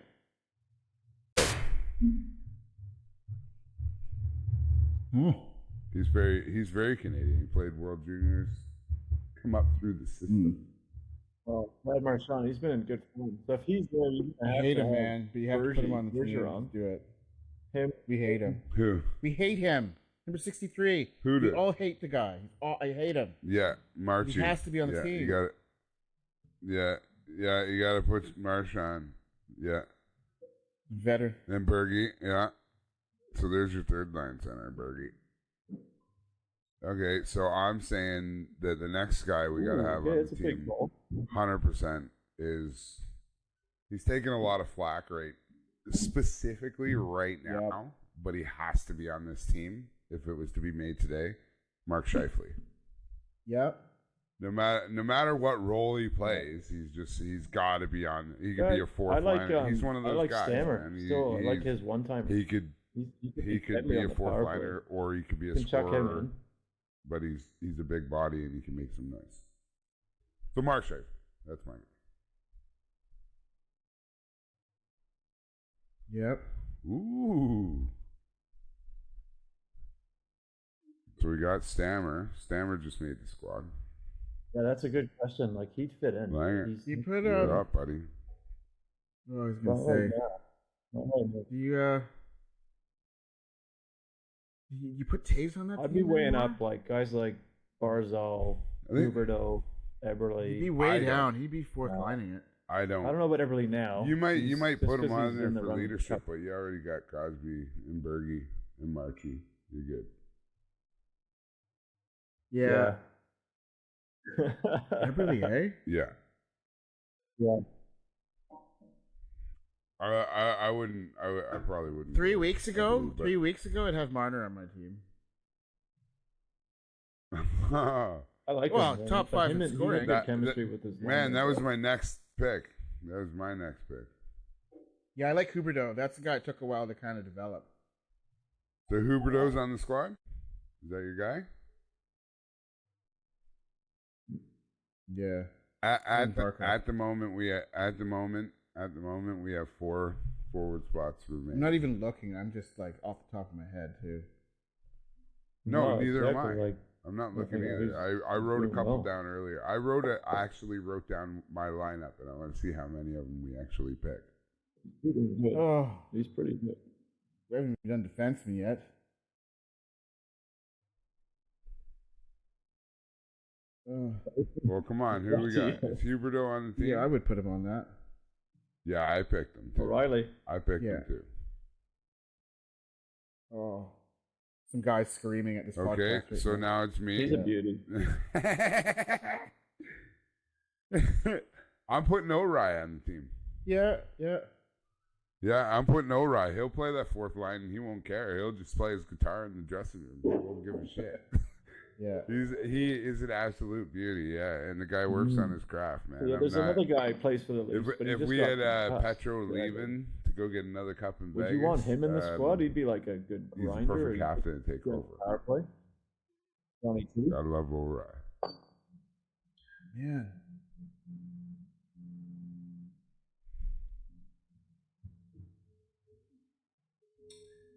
He would probably be one of those guys that might make it over a Scheifele. Yeah, that's true. No, I think you're right. I think Tavares would be there because he's played before. I think he would. He's a calm guy. Absolutely, he's quiet. Yeah, he's like true. I would think that he would. He's done nothing, and then you look at the score sheet. He's got 3 points. No, I honestly think that it would probably be between him and Taves. No. Him and Taves, like one of them would be there. One might not. They might both be there. Era. They might both be there. But you know who's not going to be there is Jumbo. Spezia? No, Jumbo's not and on he's the not squad anymore. Him and Marlowe, Perry, Getzlaff, like there's a whole Like what? They're all Where did gone. where did They're Rick none I of Nash picked them go? a are Like it's a coming. whole like the group of guys that have the new just they're gone captain. now. Yeah, Stone. All right, so we got one forward spot left. He'd be my guy. One for forward spot left. Would you guys like to know who I Would it be have one of on those this? Vancouver guys? One of them's American, but I don't know. Mark Stone. There you go. Yeah, Duh. Yeah. Stoner. Okay, so I had Bo Horvat on Yeah, I the can team. remember it was Horvat or Besser that was American. It's- One of them. Best is Yeah. American. Yeah, so I had Bo Horvat on the team. All I right, thought you would moving have on to picked the your guy point. from Noddle, the Niagara on the Lake boy. The first guy that Number is 8. the easy no Number brainer. eight. No, Exactly. Yeah, Exactly. he's awesome. It's Kale. He's coming in. Kale, he's Tune someone unreal. up. So Kale is in the first dot. Bruce is getting called in. Emergency. Who is that? Or he's gonna be Yes. someone like Number I think 24 it's me. What is defenseman his Bob Beers Todd. with our third selection. He's bringing Bob Beers I'm with gonna him take Boris Mironov. to the He- cottage. I remember I told you this the last time, but he was at the same I don't know cottage country I want to go to Who we his taking, house buddy? so that my bad. dad and I were at fishing. And Going to Bob Beers, he's coming. Boris right, Smirnov. It's in the Muskokas, I believe. Oh, okay. Oh, awesome. Well, I What can't town remember was the it? exact spot. I just What town remember was it? that this crazy Russian dude comes up to my dad, half cut. Dude, I got a cottage. He's I like, grew up "Yo." in the Kawarthas, so Teach I me have done fish. some cottaging And in he's my like, life. "What? You're drunk, man. Yes. Get out of here. Like, leave us alone." And I just want to take my boy out for a fish. And he like basically says, no. Boris Smirnov had Smirnoff ice, like Smirnoff vodka, 2 of them in his boat. Yeah, not Smirnoff ice, but Leave sorry, us alone. Smirnoff vodka, like the And regular. it's Boris form. Leave us Smirnov. alone. No, he was the Leafs man. He was with the Leafs. Of course. Was it Of Dimitri course or he Boris? did. Scout sauce. That's scout sauce. Boris. Oh my! Smirnov It was ice. one of the 2 dudes, and then he was just. It was, Yeah, yeah. when Was did he they win playing the for cup? Chicago? With the Hawks. We had Dimitri, didn't we? Yeah, his brother Boris I think played for Chicago. There's Dimitri and Boris Smirnov. I meant what moron? I'm the moron. What? The Leafs, like never. Anyway, it didn't really end well. I don't think he got any fish, or maybe he did, but it didn't matter. You should know this. Yeah. He's so angry, and I'm like, maybe you should just go play for the Leafs. You'll fit right in. Yeah.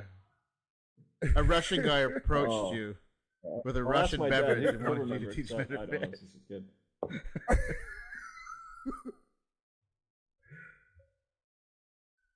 I wonder if this was in Dorset, because that's a gritty little Four Corners in Muskoka area. I remember seeing, this is one of my earliest, we went to Jamaica, I think it was 13. No, I was older than that because I was drinking. And we were in Toronto Airport, and Lisa just got, knocked out of the playoffs. But it was Caberlet, and who was the other guy I used to hang out with? He's a defensive No, partner, I Russian can't guy. think of the name. He was a young guy. Oh, Markov, and like Pat right. Quinn loved him. Oh, yeah, Remember the Russian? 50 Pat Quinn something. loved Yeah. him. He thought he was a great player. I don't know. Danny We don't know. Markov. Remember Yeah, Danny that was Markov? me. Oh, Markov, yeah. So yeah, I'm okay, sitting I there, remember. and there. Was he number 55? Yeah, so there's 2 guys, and they just look European, right? They Europeans look like he's. Carberlet's wearing loafers with no No, socks. he was loafers. Yeah, like And like slides tight and trousers, smoking and like golf shirts and tight belts and I stuff. like that when you're like the way he looks. I picture him like on the ice, like what he look like with a helmet on Yeah. TV. And you're like, he was wearing loafers. Yeah. Hey, chain smokers. These guys were And they had probably- these, guy. rocket ship girlfriends with them, and they've got their leather That's bags why I with didn't want platinum to be leaf in the logo on. boat with But this the guy. thing that He was, like, hacking mind-blowing darts like you wouldn't believe was it. they He kept going and smelled so smoking bad, some and I'm like, I'm they sitting in are this just tiny puffing thin darts. boat with this dude. Wow. Just Professional athletes. crushing Just blew my mind. I'm like, they're like it real was just a people. little It's amazing. bottle. All right. They're not making it. I was thinking of Pietrangelo. Crushing darts. Petro. Dude, your boy.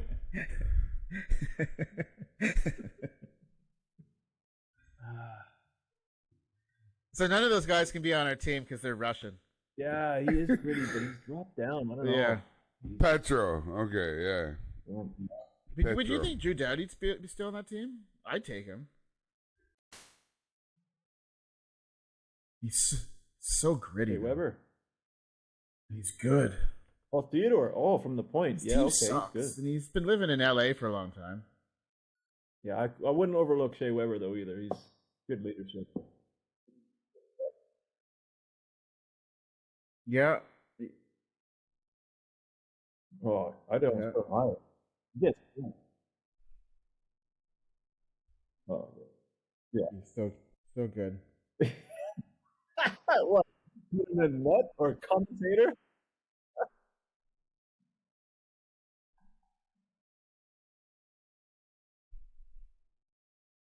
Should we throw PK in there? Can we tear him away from all his endorsement obligations and Wow. That's going downhill. No, and he's not even with Lindsey Vonn either, so no, they broke up. No, didn't work out. Hey, Tiger was there too, remember that.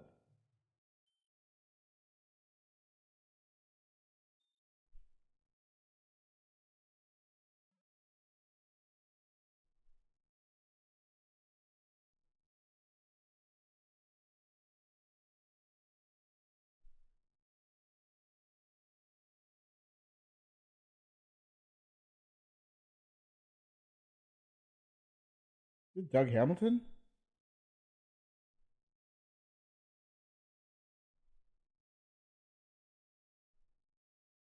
To be honest, man, I didn't watch a second of any of the American hockey games this year. I watched only the North Division. I have no idea what happened. Yeah. He's just so unreal. Yeah, but you know. On the far out. I don't know. I'm still old school. Yeah. Yeah, He's my West. hard time picking me.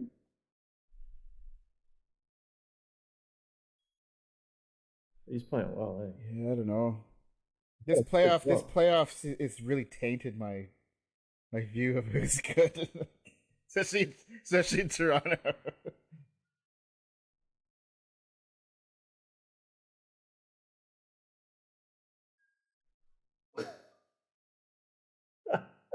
Maybe.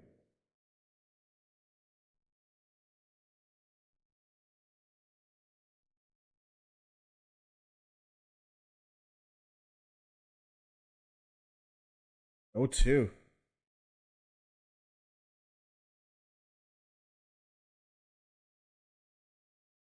Oh, two.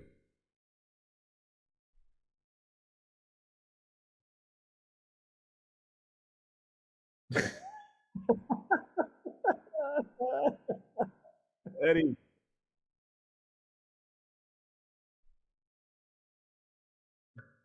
All right.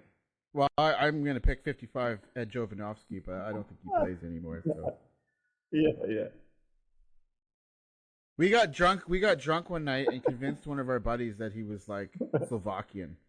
And how could a Slovakian guy be on Team Canada? We were staring at that, the championship photo where they all have the roses and the leaf. And we're like, did you know he's actually not Canadian at all and he didn't apply for citizenship? They just made a mistake. And he's like from Slovakia? It's like, really? I'm like, yeah, man. Oh.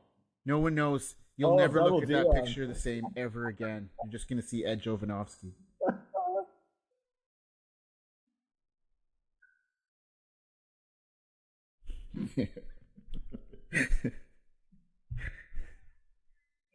yeah. Devil Dion. Riley. Oh, God. No. I don't know. You guys pick the rest of that team because I don't even know. Just stop now. He's a blue, isn't he? I knew this would be blue heavy. How do you Speaking of, what about the big What about Wookie? Travis Who's the guy Dermott with no teeth in San and Jose? Justin Hall? What about Martin Rinson? No, Yeah. he's Finnish. He- or something. Wookie, like the Wookie. Yeah, The we'll throw him Doctor in. guy. Call him up. Oh, high school would be good. He sounds like Heineken. big He'll rookie, be Brent number Burns? 12.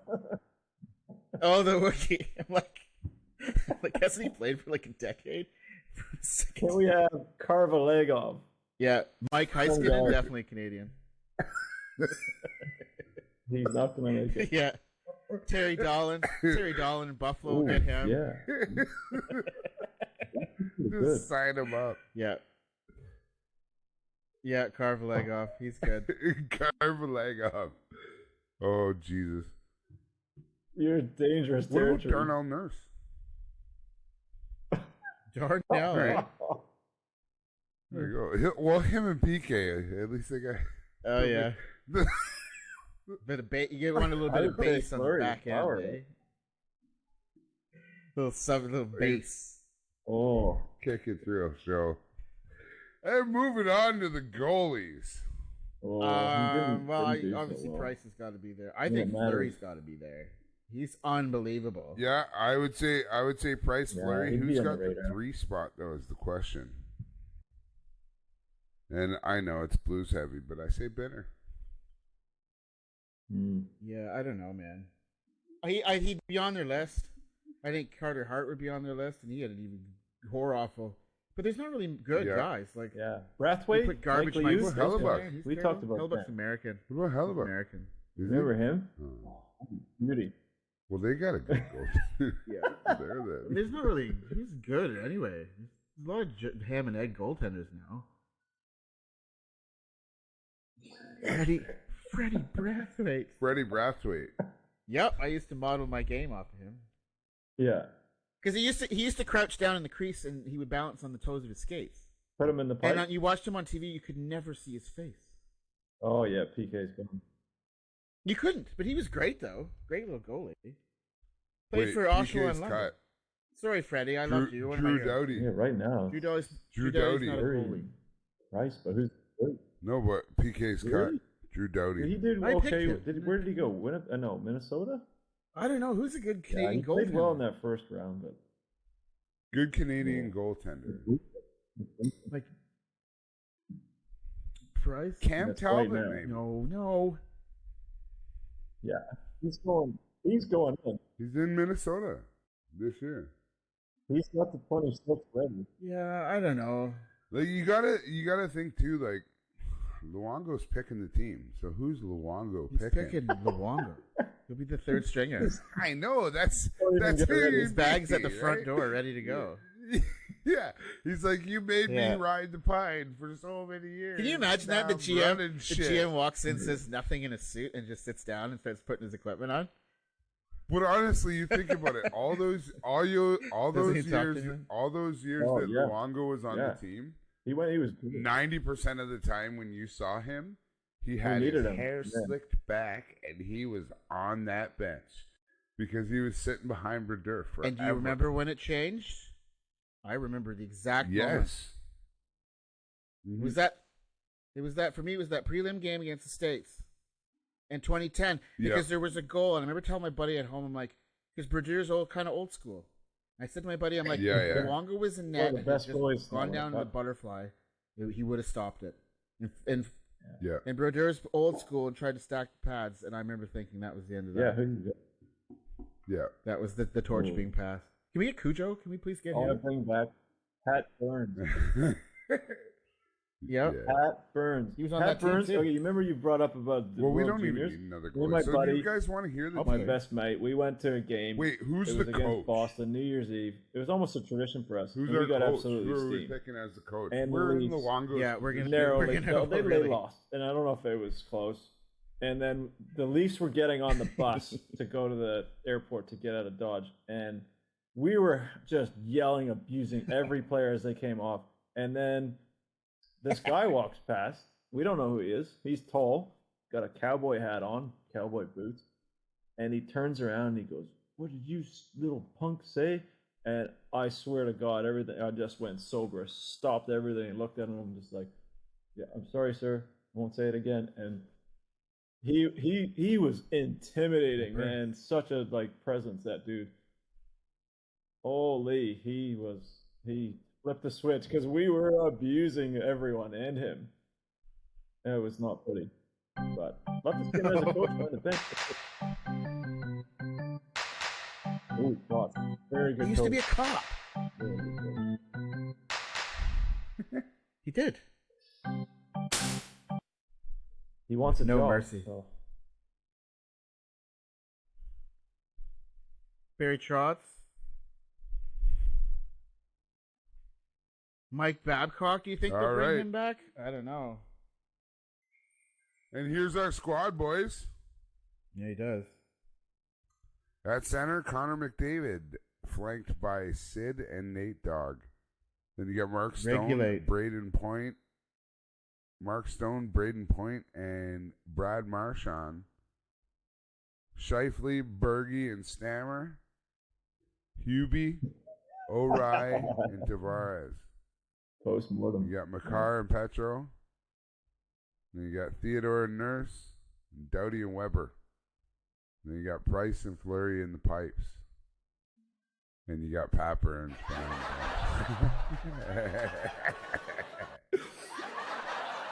So that's the squad, and that is another episode of Riding Pine. Wannny, man, it's been a pleasure for you to come by tonight. Boys, we've had some laughs. We've had a good time.